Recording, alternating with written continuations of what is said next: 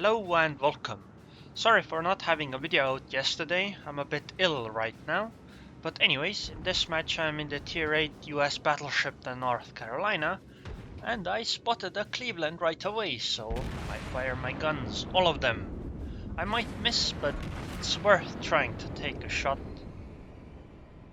This game is on the map North, and it's during the time that Tirpitzes were released, so there are a lot of them.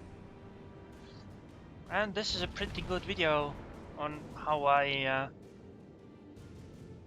managed to fight the Tirpitzes.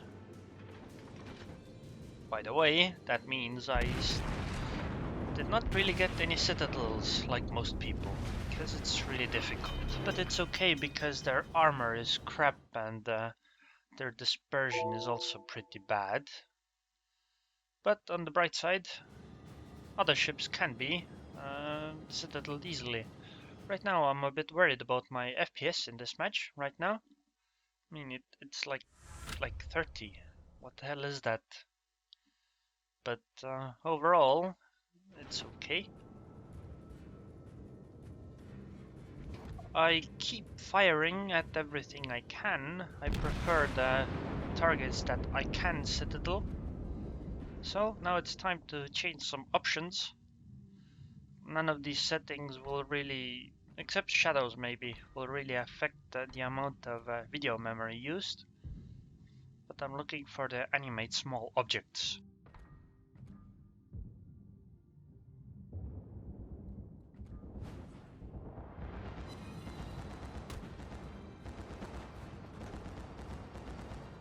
Planes incoming, so mark them and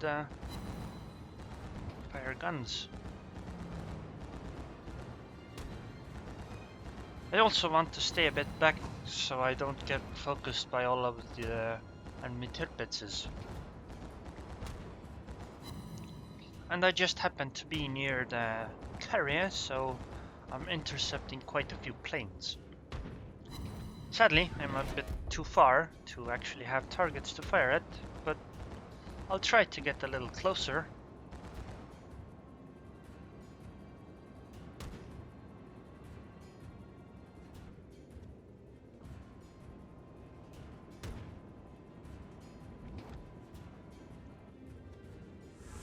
That Cleveland is in range, so let's try to take a shot. But I'm not sure which way he will turn. I mean, he could come directly towards me, or he could turn away at this point, I think. So I imagine, at least I take the gamble that he'll keep going straight for a bit. The options change didn't really affect FPS that much apparently, which is a bit unfortunate, so let's try to look at the other stuff.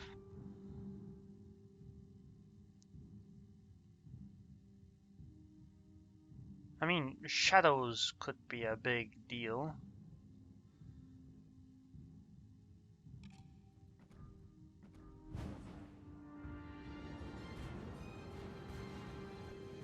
To animate small objects with 4 carriers is quite important actually. Because, you know, if you have like 20 planes in the air then per carrier, then that's quite a bit. And actually you'll probably have more than 20. More like 24 or even more. And there's 4 carriers, so it's a lot.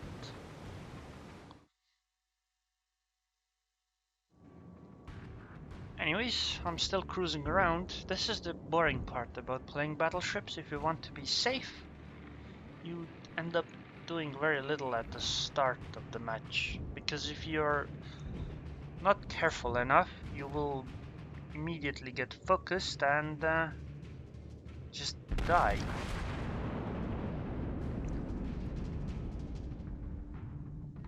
Since that wasn't good enough, I'm looking for other options to change. But since that required a restart, I just take the shadow quality down. The game looks quite different without shadows actually. And small objects off, and let's go. I mean, the coloring looks completely different. But that's kinda expected.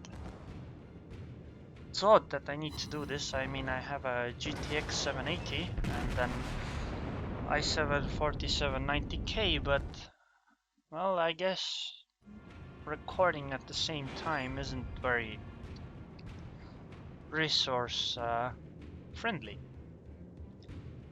especially since this game seems to not be very optimized.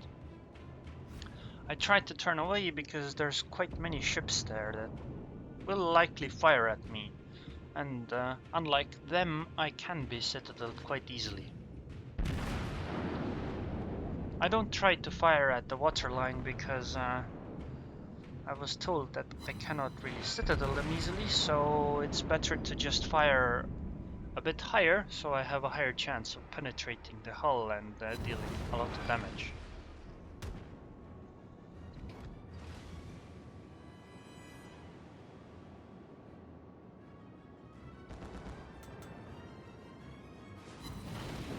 Also, it appears that planes are incoming, dive bombers and torpedo bombers, but it seems the dive bombers went for the Tirpitzes. Oddly enough, the Tirpitzes has very little anti-air. Also, that guy seems to be almost standing still or barely moving. On the bright side, for me, the North Carolina has amazing anti-air, which means that his torpedo bombers did not do anything to me.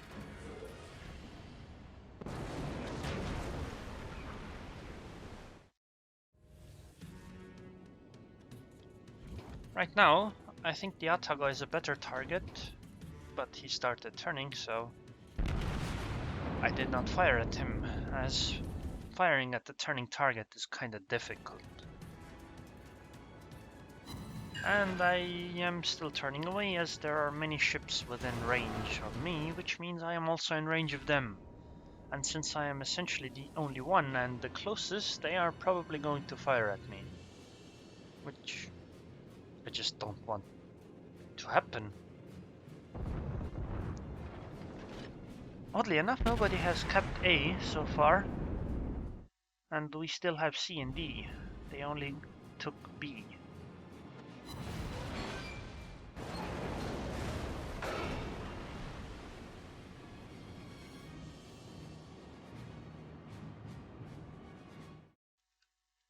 Actually, I'm a bit surprised what Otago is doing that he isn't firing at me. He's so close, hitting should be really easy. For him, that is. Him shooting at me. Although I guess I should maybe shoot at him at this point. Would have been an easy citadel target as he just turned, but I guess I wasn't paying attention much. Tunnel visioned on a Tirpitz. Some more dive bombers incoming.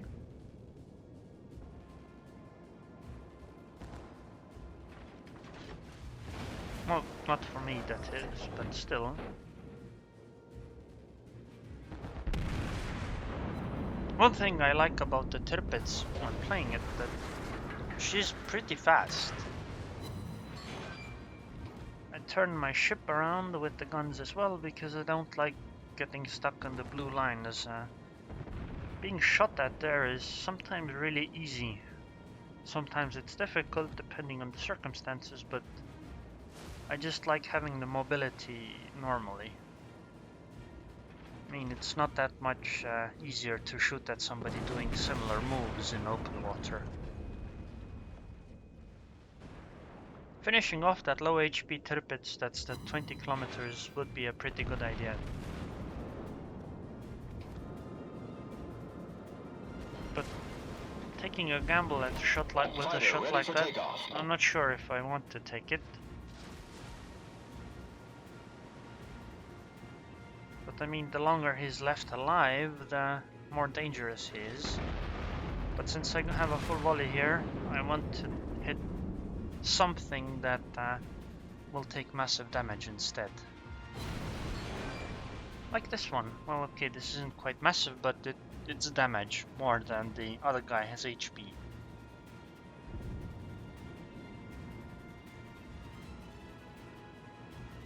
Essentially, in a situation like this, you do want to keep running away, since you don't really want to be in a situation where you're alone against many enemies. Especially when 7 ships are dead on your side and only 3 are dead on their side, so you're pretty far behind with your team at this point. It's important to keep running away and firing. If you run away and they run towards you, then you guys have more range to play with than they do.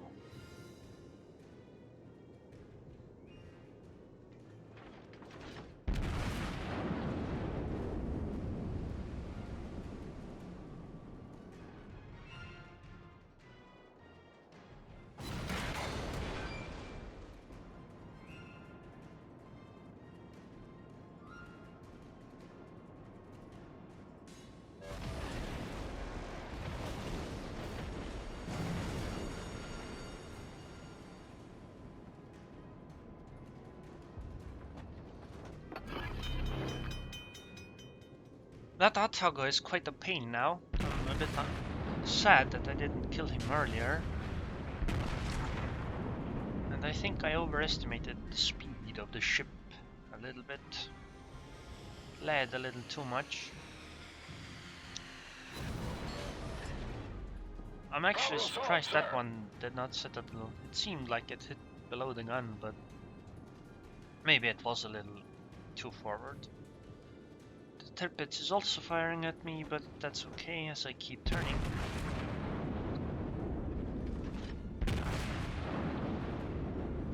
Okay, one of our carriers died, and there's a destroyer straight ahead. Okay, good. Atago is gone, and the Tirpitz was also finished off. Now, dealing with the Mutski is kinda important. Those torpedoes can be quite painful. Especially since we're all here. It's important to deal with that threat. I also want to start going towards the A-cap, because we have C and D. We've sunk an enemy destroyer. And they have a ship advantage. So if we can stop them from getting A, we will be getting quite an advantage in points. And we might even win off of that. Also, this kill would be excellent. So it's just 3 points sitting there.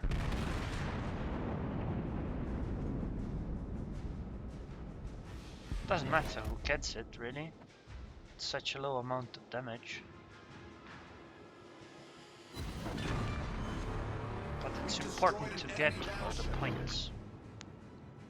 Dive bombers incoming, click on them, and well, really I should be turning the other way to try to avoid them, but I value my guns being pointed correctly a little more than a bit of damage from dive bombers. Especially since they didn't actually hit.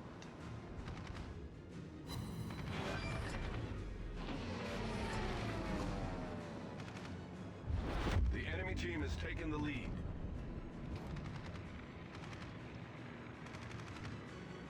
So the plan is to go towards the A-cap and finish the one ship that's over there off.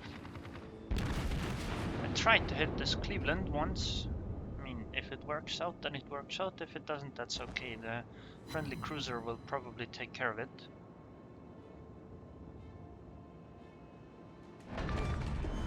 And it worked out. Destroyed an enemy cruiser. Wow, now the ships are equalized. It's 4 against 4. Well, they do have 2 carriers, but that's okay. At this point, the carriers aren't a major threat, at least to me, since I have a ton of anti-air.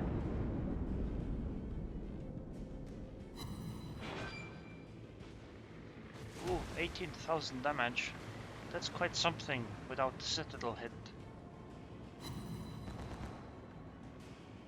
I guess on most other ships it would have been a few Citadels at least. Now I'm getting into the Tirpitzes torpedo range, which I have to be careful of. that I completely forgot, but luckily I am going straight ahead, so that's what you really want to do against torpedoes anyway. And I want to finish him off with my back guns. Should be able to do it.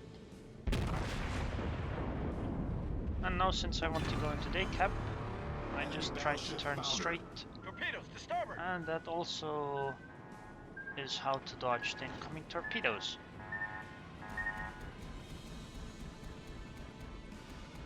And now we actually have a ship advantage. We don't even really need the A cap point, but it will probably help us win a little bit faster. Besides, it's better to have it just in case something crazy happens, like carrier gets like a detonation on the other friendly battleship or something like that.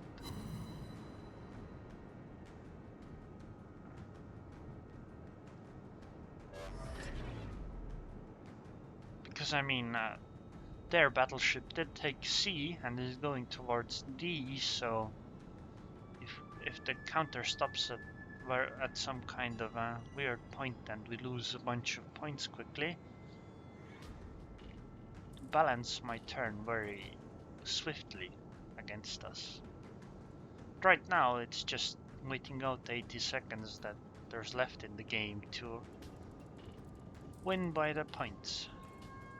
I do want some more plane kills Ready for though. takeoff. I already have 43 of them.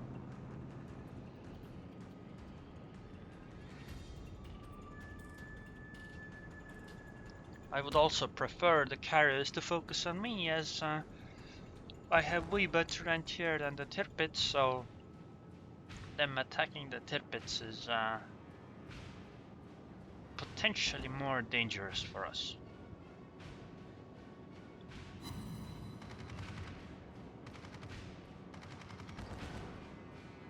Fighters against my fighter. Let's see who wins.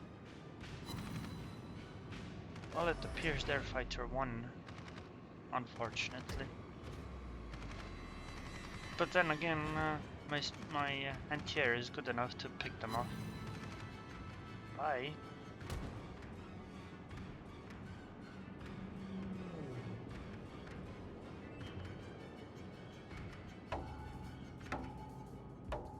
And I managed to cap the point, and the game ends now. It's 50 plane kills. They weren't even focusing on me like at any real point. Just picked them off here and there. And 75 hits and 5 sinkings, and everything else is won. Really nice round numbers. And 12,700 experience. This is because of the double weekend experience thing.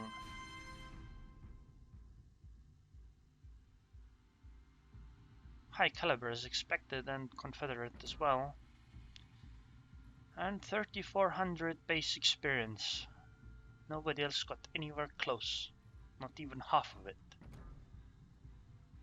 176k damage. And I probably took quite a bit as well. Yeah, 54k damage taken. But overall, this was an excellent game for me. So, anyways, if you enjoyed this video, then please subscribe, and thanks for watching.